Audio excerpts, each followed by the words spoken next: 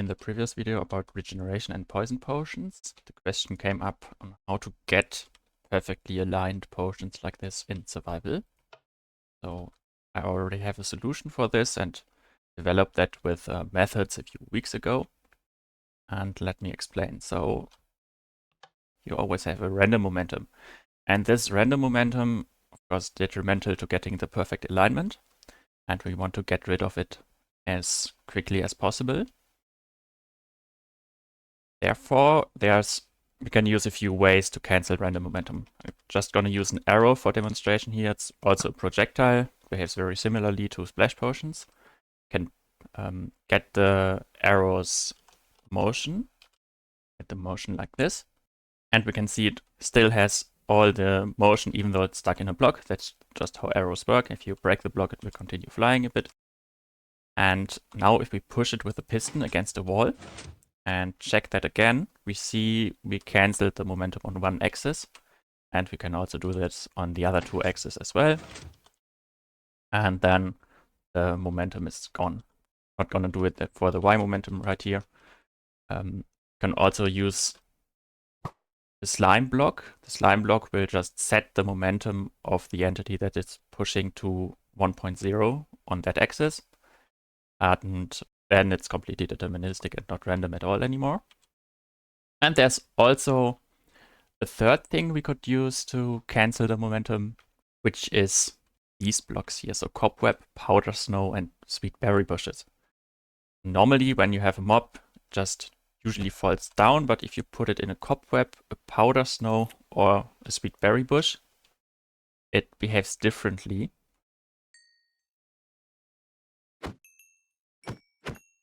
So this cobweb works this way. First of all, the witch or the mob has to realize that it's indeed touching a cobweb and is getting a slowdown effect.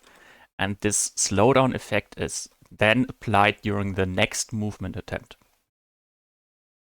The realization that it's touching a cobweb and powder snow is coming within or at the end of a movement attempt. Cobweb here has a motion cancelling of 75% horizontal and 95% vertical movement. So if it's inside a cobweb and you, for example, try to use a piston here to push it, then you will not succeed pushing it very far, because 75% of the horizontal movement in this case is just cancelled. Try that again. Yeah, so you were not pushing out the witch at all. Or not out of the cobweb.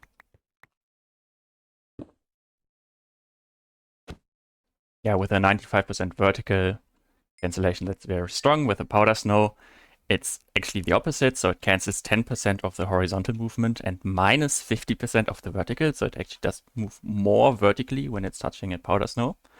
And the sweet berry bush cancels 20% and 25%.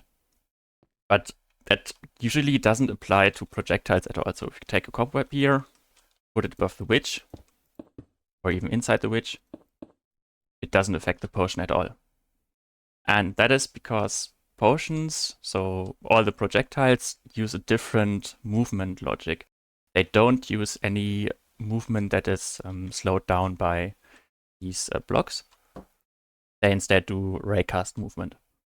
But we can still push them with a piston and then have them use the normal mob-like movement behavior. And that is what we're going to exploit now. So we can spawn the splash potion inside the cobweb, then push it once with a piston. Then it will remember that it's touching the cobweb and has a slowdown effect. And then push it again, which means it will apply the slowdown effect and cancel its momentum, but also cancel part of its current movement attempt. So here's a setup I developed with methods a few weeks ago. Let me spawn in a few entities. So this Johnny Illager tells the witch to attack the Ravager, and then the witch starts throwing potions at him. The Skulk sensor here detects the potion's first tick, so the potion is thrown, and then when it ticks for the first time, it sends an update to the Skulk sensor.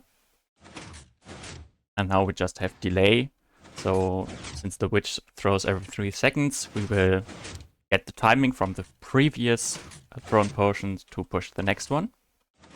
And now here the potion is created inside the witch, inside the cobweb, but also slightly sticking out on top of the cobweb with this alignment.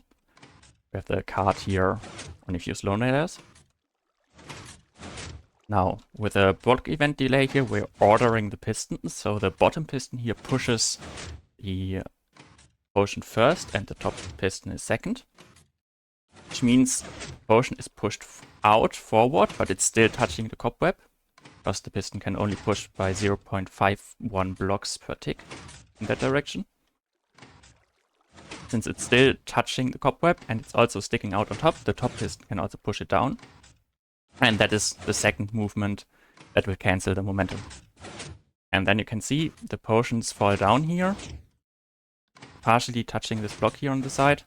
But that doesn't matter for the raycast movement. For the raycast movement, the projectiles are infinitely small, so only a dot in the space.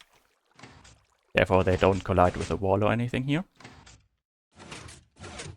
And then we can use the potion to do whatever we like. We could just try to align them exactly in the center of a block, or just put them in a water stream, shoot them up with a slime block, and so on. We don't need to use it just with witches. We could use other mobs as well, such as skeletons, yamas, and so on, but we need a slightly different setup for that. More on that later. There's an important thing to note about these designs here with the Skulk sensor. The potion will update or send a signal to the Skulk sensor in the first time it ticks, but now here we're pushing the potion to the side before it ticks, which means the position of the potion when it sends the update to the Skulk sensor depends on whether it is the first throw where we don't have a signal here yet, or whether it's another one where we push it. And then there might be a timing difference due to the distance to the Skulk sensor from the location of the splash potion.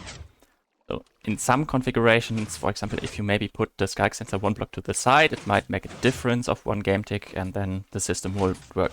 But right here, the alignment is such that both of these positions of the splash potions have the same delay towards the Skulk sensor. You really have to pay attention to that. And also when you're testing with tick freeze, there can be quite a few issues because tick freeze in vanilla Minecraft is somewhat broken. So if you pause the game, there's the fake ticks going on in the background, basically. So the world is still ticking, but most of the stuff in the world that isn't processed at all. But for example, the tick counter is still increased, and the tick counter is used in the mob AI. Mob AI usually only ticks every second tick for some of the AI tasks. And when it decides that it's one of the second ticks, it will do that. And when it is one of the odd ticks, it will not tick the mob AI completely. And then it might delay the witches throwing or the Johnny telling the witches to attack the Ravager. And then the witch will just not throw in the correct tick. So if we tick step now, there's a chance that it breaks depending on how many of these paused ticks we did. I think this time it was fine. We tick step again through it, it might break. So it's really just random in this case. And yeah, be prepared for it and don't use tick freeze if you care about mob AI or chunk loading tickets. Yeah, there it is. We didn't get a potion here. They have the time command block here, so last through with a 72 ticks at the end here. And the witch throws every 60 ticks, so we should expect a 32 here now. But if we tick step further, the witch is actually throwing way too late, also hitting the armor stand here. And the whole system seems to be broken. There was an additional delay there. Okay, let's get going with the other setups.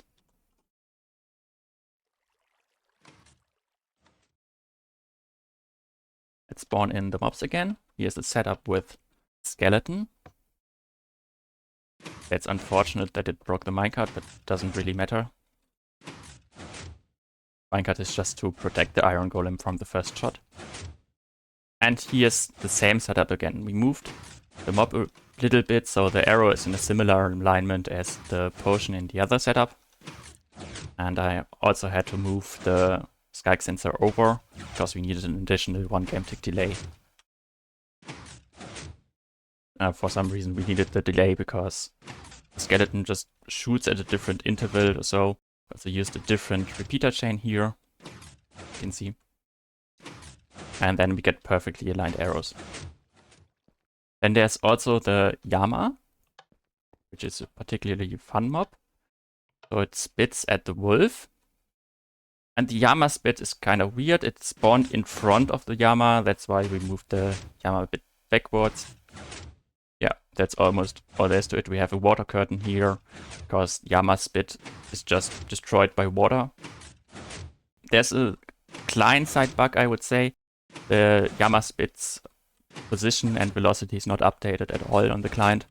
So you can only see that it's actually hitting the target block down here with a redstone lamp, but you're not able to see it visually at all here. Yeah, and we also have different repeater chain timing again. Now there's also a new mob, the breeze. The setup to get the wind charges from the breezes is a little bit more complicated.